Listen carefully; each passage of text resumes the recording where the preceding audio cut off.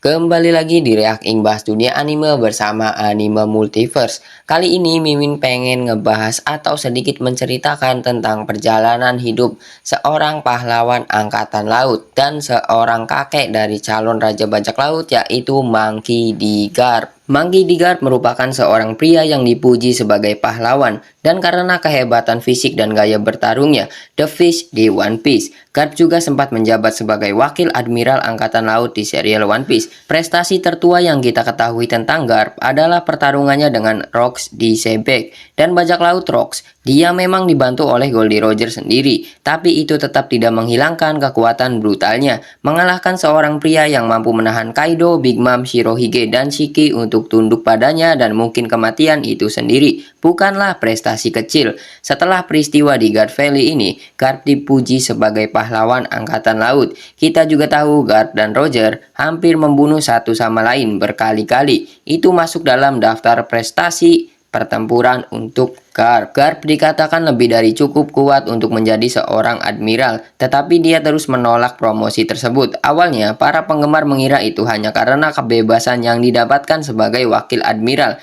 tapi sekarang kita tahu bahwa dia membenci Tenryubito dan menolak promosi untuk menghindari pelayanan langsung di bawah mereka.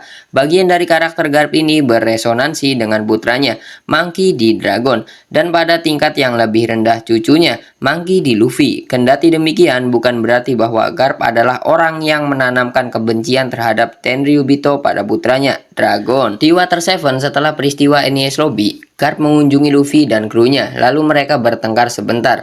Namun ketika Garp mendapat perintah tegas untuk menangkap topi jerami, dia mencoba melakukannya. Sepertinya jika Garp berusaha sekuat tenaga untuk menangkap Luffy, dia pasti bisa melakukannya walau usianya sudah senja.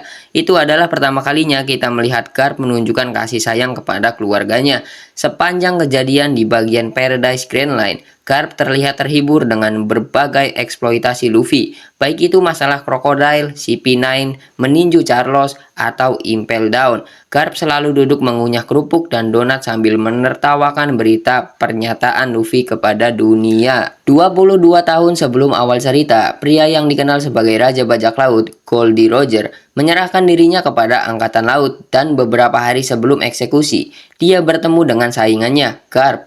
Roger memberitahu Garp bahwa dia memiliki seorang putra yang belum lahir dan meminta Garp yang dia percaya seperti rekan krunya sendiri untuk melindunginya. Garp juga percaya pada apa yang dikatakan Roger kepadanya. Seorang anak tidak harus menanggung beban dosa ayahnya atau semacamnya.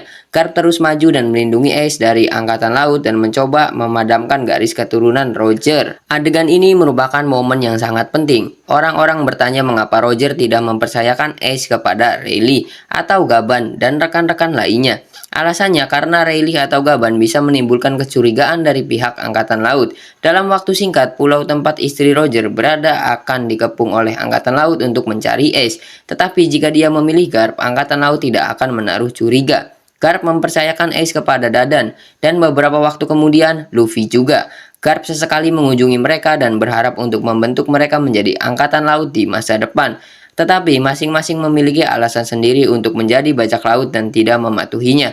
Hal ini tidak menyebabkan Garp menghindari mereka. Dia terus mencurahkan cintanya pada mereka, meski melalui kepalan tangan cinta.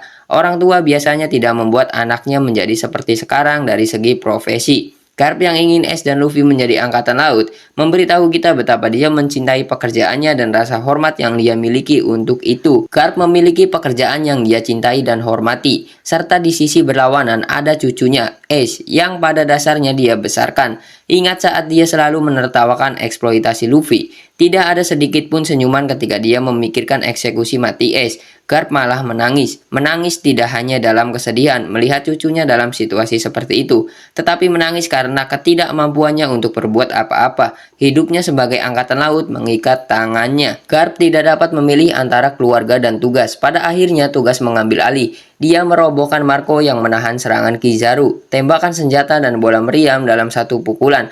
Partisipasi Garp adalah dorongan moral yang dibutuhkan Angkatan Laut. Tetapi ketika Garp memutuskan untuk mengikuti tugasnya sebagai Angkatan Laut, dia melihat Luffy berlari ke arahnya. Saat itu gejolak batinnya kembali. Dia berdiri di hadapan cucunya yang ingin menyelamatkan cucu yang lain. Pada saat kekacauan ini, Luffy meninjunya di tanjakan dan berhasil melewatinya. Kemudian datanglah kematian Ace yang tidak menguntungkan. Jika ada yang terpengaruh oleh itu sebanyak Luffy dan Shirohige, Garp orangnya. Shirohige kemudian mengalahkan Akainu, sementara Garp tidak bisa melakukannya. Dia sudah berusaha mencobanya, tetapi Sengoku menjatuhkannya. Dan Garp berkata, "Benar Sengoku, teruslah memelukku seperti itu, karena jika tidak, aku bersumpah akan membunuh Sakazuki." Itulah kemarahan yang mendidih di dalam Garp saat itu. Aman untuk mengatakan bahwa dia sebenarnya bisa melakukan itu. Bahkan ketika dia melihat Shanks, pikiran pertamanya bukanlah Akagami apa yang Yonko lakukan di sini, melainkan Akagami, pria yang menempatkan Luffy di jalur menjadi bajak laut. Sepertinya Garp pada dasarnya menyebut kematian Ace karena dia adalah seorang bajak laut dan mengutuk ketidakmampuannya untuk menjadikannya seorang angkatan laut. Dia kesal karena Shanks menjadikan Luffy bajak laut, dan Luffy mungkin suatu hari akan menghadapi nasib yang sama seperti Ace. Saat Blackbeard memakan buah Shirohige, Garp dan Sengoku merupakan satu-satunya orang yang maju untuk melawannya. Jadi terlepas dari kejadian tersebut, Garp masih berusaha untuk tetap fokus pada masa kini. Kita beralih ke Dadan, seorang wanita yang sangat takut untuk berbicara di depan Garp. Wanita yang begitu terintimidasi oleh Garp itu memukul kepalanya dengan pentungan. Garp tidak berbicara sepatah kata pun padanya. Dia tahu dia pantas mendapatkannya. Dia tahu setiap kata yang Dadan ucapkan merupakan kebenaran. Dia tahu dia salah karena tidak membela Ace dan dia membenci dirinya sendiri karena itu. Sama seperti Marineford yang merupakan arts pengembangan karakter untuk Luffy, itu juga sama untuk Garp. Fluktuasi karakter inilah yang membuat Garp menjadi satu-satunya pria keluarga yang tangannya terikat oleh kewajibannya kepada angkatan laut. Ketidakmampuannya untuk menyelamatkan Ace adalah sesuatu yang dia sesali bahkan sampai sekarang. Pahlawan yang terkenal di dunia tidak dapat membuat pilihan yang tepat. Tapi satu-satunya alasan Garp masih dipekerjakan sebagai marinir adalah karena prestasinya di masa lalu.